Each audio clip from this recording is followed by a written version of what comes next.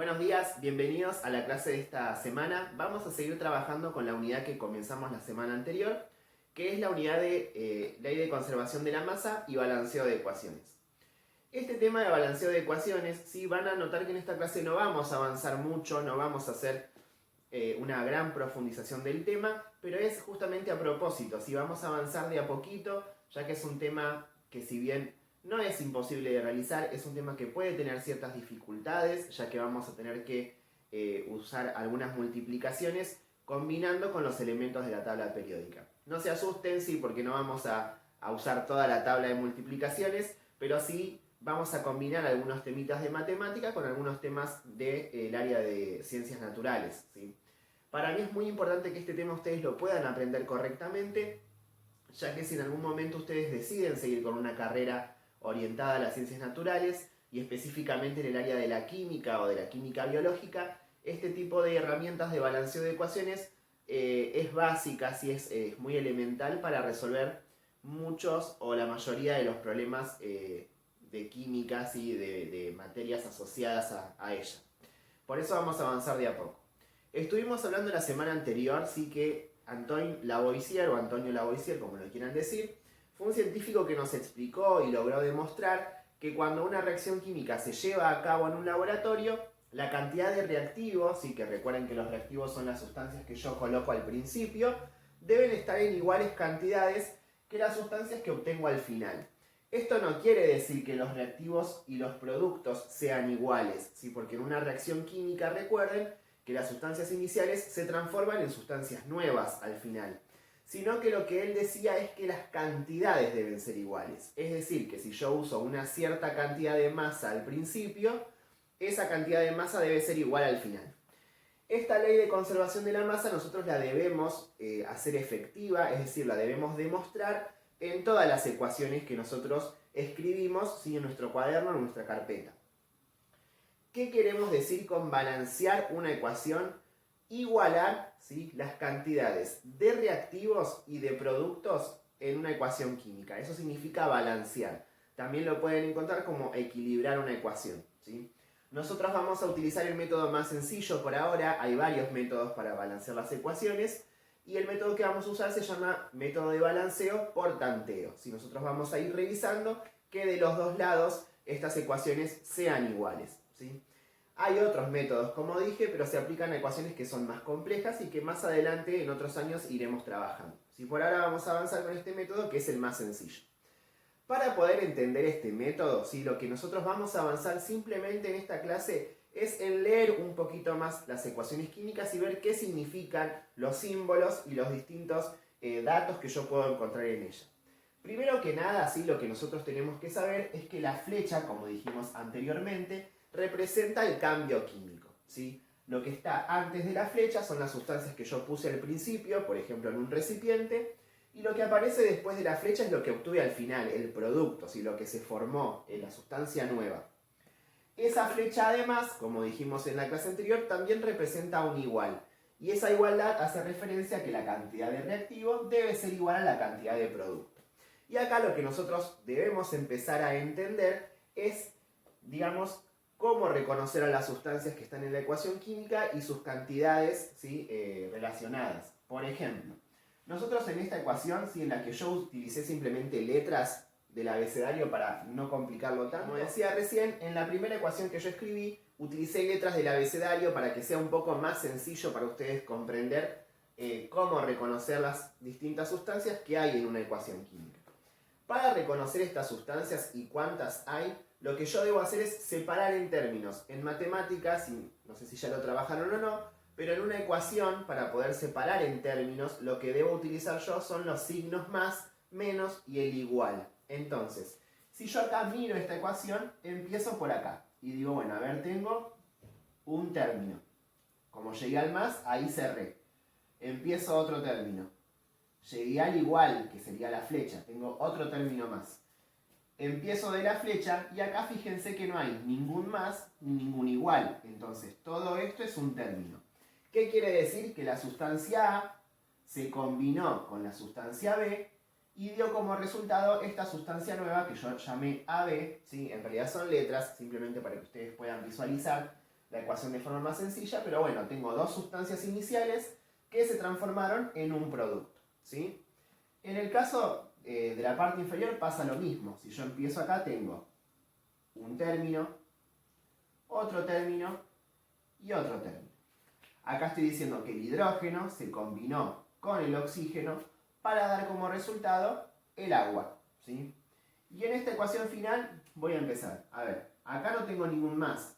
Todo esto es un término. Acá no tengo ningún más. Todo esto es un término. Acá no hay ningún más. Todo esto es un término y todo esto es un término. Acá nosotros todavía no sabemos los nombres de estas sustancias. No se impacienten que eso lo vamos a aprender también más adelante. Esto es hidróxido de sodio que se combina con ácido clorhídrico para dar como resultado sal de mesa, que es la sal que comemos en casa, más agua, ¿sí? Fíjense que acá ahí tengo dos términos en forma de reactivo y dos términos en forma de producto, ¿sí? Eso sí es algo que vamos a aprender esta semana, poder reconocer justamente qué sustancias hay en una ecuación y cuántas, ¿bien? Ahora hay otro dato más que a mí me interesa que ustedes puedan manejar y es el siguiente. Ven que abajo de las letras hay números, ¿sí? Cada sustancia química en el mundo natural tiene una fórmula determinada. Si yo, por ejemplo, hablo de agua oxigenada, el agua oxigenada se escribe de la siguiente manera, ¿sí? H2O2. No es que yo elijo cómo escribirla, sino que esa es la fórmula y esa es justamente la cantidad de átomos que tiene el agua oxigenada. Si yo, por ejemplo, hablo, ¿sí?, de la cal, ¿sí?, la cal que usamos para construir, la cal tiene la siguiente fórmula. Calcio y oxígeno, ¿sí? Uno de calcio y uno de oxígeno. No lo elijo yo, sino que la fórmula es así.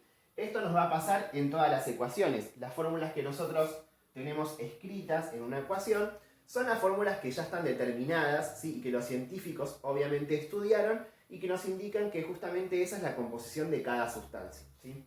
Por eso, sí, lo que nosotros no podemos hacer es cambiar la numeración que hay en la parte inferior. Es decir, si yo voy a escribir la molécula de agua y escribo H2O, yo no puedo ponerle un 3 acá, ¿sí? Y esto lo aclaro porque después en algunos ejercicios que hagamos más adelante ustedes van a tener que elegir unos numeritos, no nos adelantemos, pero nunca yo puedo cambiar los números que hay en la parte inferior si a mí la fórmula ya me la dieron así, ¿sí? Es decir, que si yo veo todo esto que está acá, ¿sí?, como una ecuación que me brindan para que yo balancee, yo no puedo cambiar ninguno de los datos que están en la parte inferior, ¿sí? Eso no lo puedo hacer.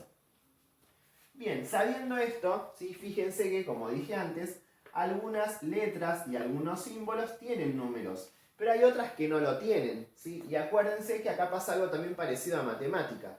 Cuando nosotros tenemos, por ejemplo, escrita una X, adelante de esa X tenemos un 1 y abajo de esa X también, ¿sí? Lo que me está diciendo a mí que cuando yo no escribo el número es porque hay un 1.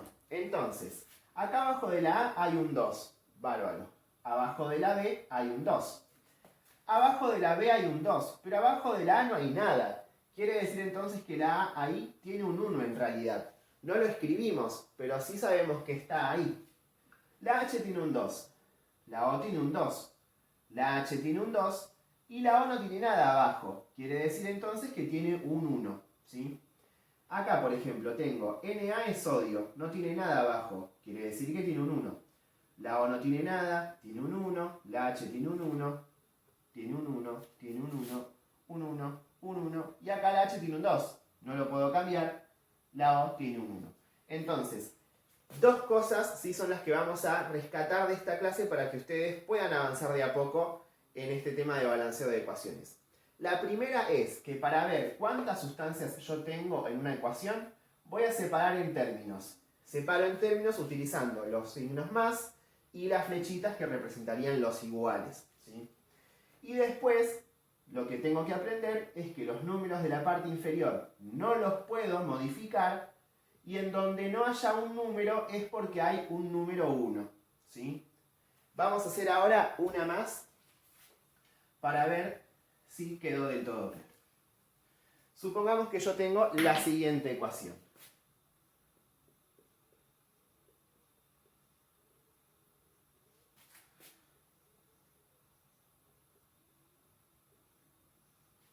Bien.